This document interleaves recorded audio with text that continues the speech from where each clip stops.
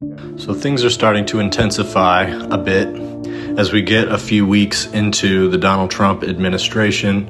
We are seeing not only his coup and ransacking of the federal government escalating, Elon Musk sort of applying various tactics and applying what seems to be a pretty small group of DOGE staffers to essentially infiltrate all levels of government and exercise some control there.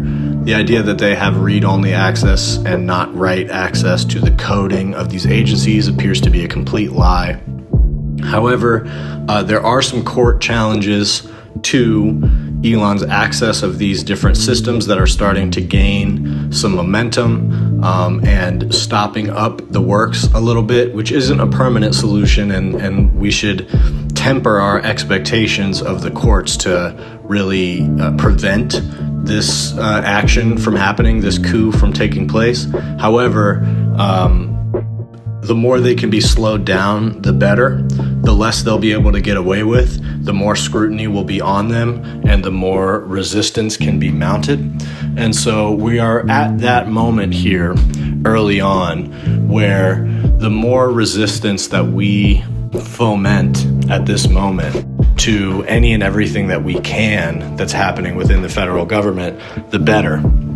Because that's essentially what Donald Trump and his people are trying to do. They're trying to issue executive orders and all kinds of different executive functions, actions, or contradictions of executive function, like firing people or trying to basically gum up the works of their own system, the government that they are now administrating. So as they do so, anything that we can do to slow them up in their processes and constrict them to the confines of the law as it exists currently is good, because it's going to create opportunity for protests to be meaningful and for people to gather in ways and in places that can actually impede the momentum of this takeover of government, and in some cases might be able to prevent them from going after certain third rails like Social Security and Medicare.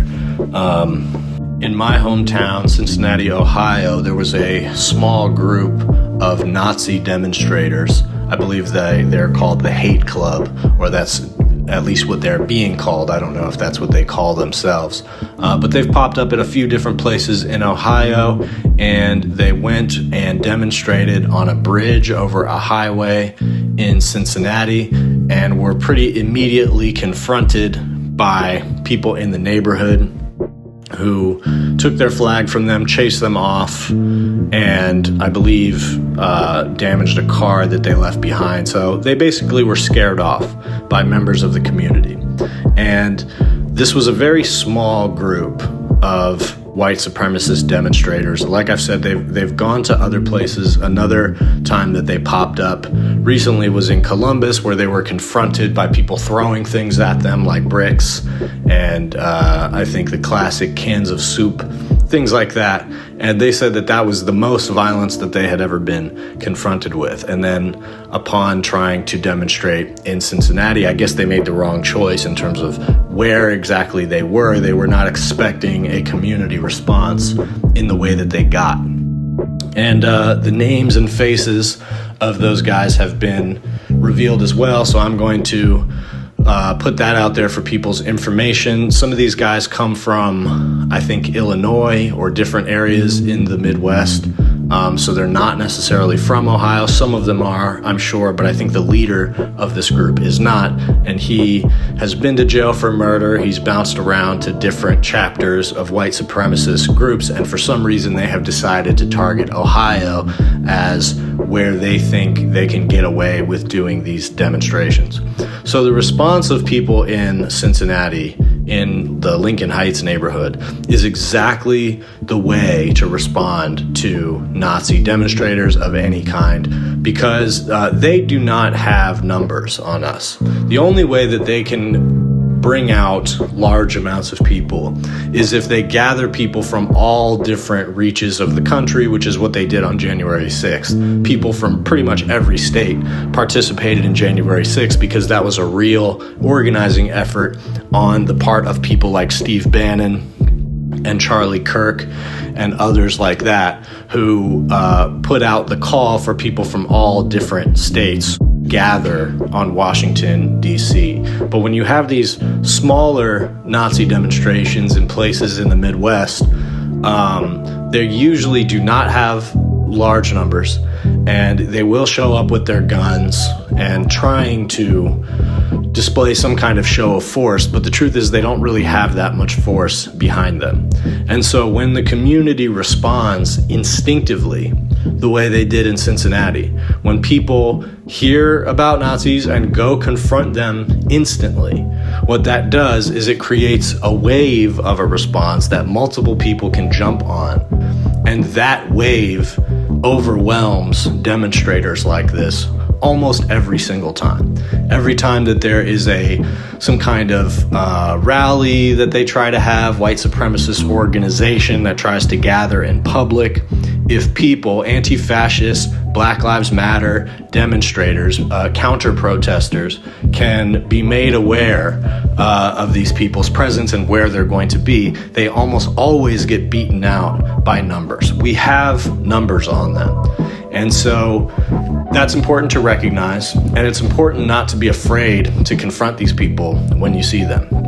If you don't feel like you're safe confronting them alone, put the word out as soon as you can, and try to do so in a way that creates urgency so that anybody who is able and willing in the area can respond as quickly as possible.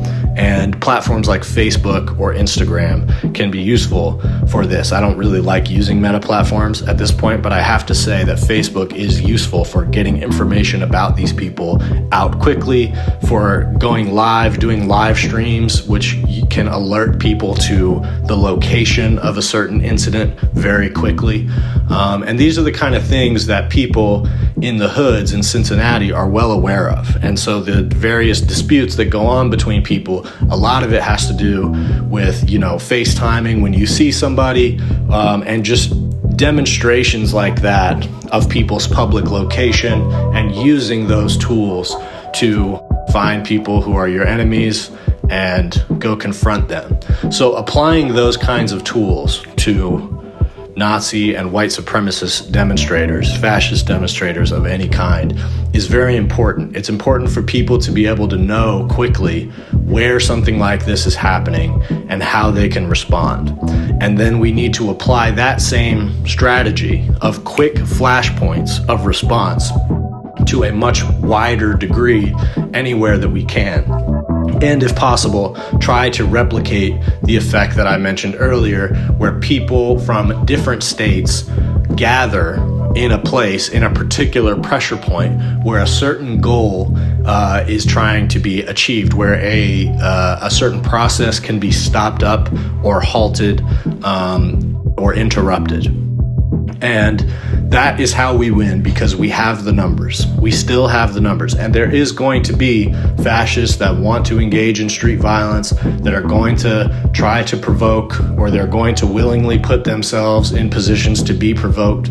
But we just cannot show fear. And now is the time to confront these people and not allow them to think that they have the leverage of fear over us. And the less fear we show in our response, and the more readiness we show in our response, the quicker they're going to hightail it as soon as people start to confront them. And that is exactly the position we want them to be. We want them to be on the back heel. We do not want them to think that they are gaining ground in the culture and with average people, because that is not what the numbers indicate. That is not what this last election indicated. And people should get it out of their head as quickly as possible that because Donald Trump won, if that is, he even won legitimately, which I am skeptical of at this point.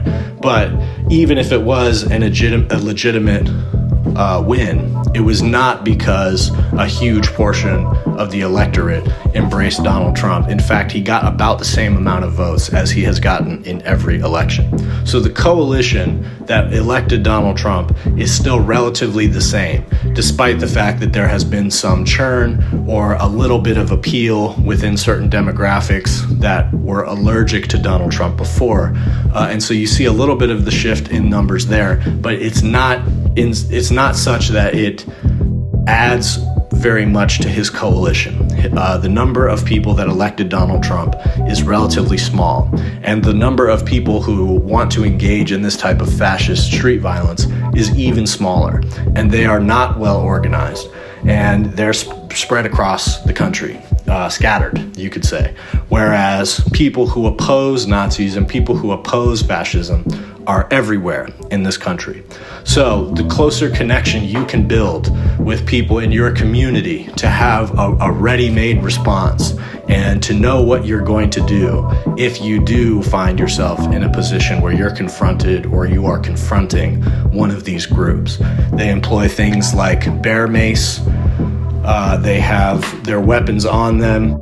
I don't believe there has been an incident in my memory of them using their weapons, except for in certain mass shooting type of contexts. Usually these demonstrations don't go that way, but it doesn't mean they can't. And while they are aware that their movement and the intention behind what they're doing is going to be diluted and hurt if violence breaks out, that doesn't mean that they are opposed to doing it. And so people need to be ready for that. But again, the answer is not to cower. The answer is to confront. And that is the case, I think, across the board when it comes to this fascist uprising that we are seeing. The more they are confronted, the more relentlessly they are confronted, the more people they are confronted by constantly, a revolving door, or as the feds put it during Black Lives Matter 2020, a maelstrom of willing hands. The more they find themselves confronted with that, the more they are going to realize that their shows of force are meaningless and that they are best to stand down. But we cannot allow these people to gain a foothold in our communities, especially when they're not from our communities, especially when they don't know where they're at or what they're doing. And what I would recommend is people joining the local chapters of the Socialist Rifle Association, of DSA, Democratic Socialists of America. Start looking into what it would take for you to arm yourself and think about the different types of personal protection that you might want to keep on you or that you might want to distribute to your friends. These are the type of things that are going to help us stay prepared and defend our communities if need be. And even if you don't feel like you want to be affiliated with some organization or partial to some political organization, just being a part of them and meeting people who are engaging in praxis like shooting practice or like running drills or just various different drills to keep people safe or running different scenarios and talking about the best way to approach these things politically. All of that is going to help equip you. And even in the case of something like DSA, we still far outnumber the fascists. And the only way to fight fascism is with socialism.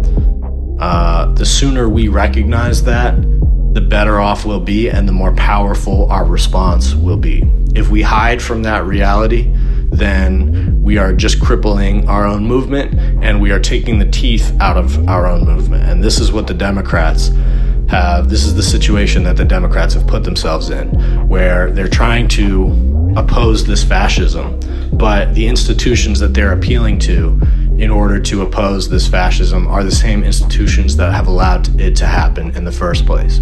And so an institutional approach like the courts, holding up various things like what DOGE is trying to do, or what Donald Trump is trying to do by revoking birthright citizenship, the courts will get in the way of some of those things. But we can't rely on that. And we have to remember that showing out in numbers and show of force is the only way that we're going to take some power back in this country.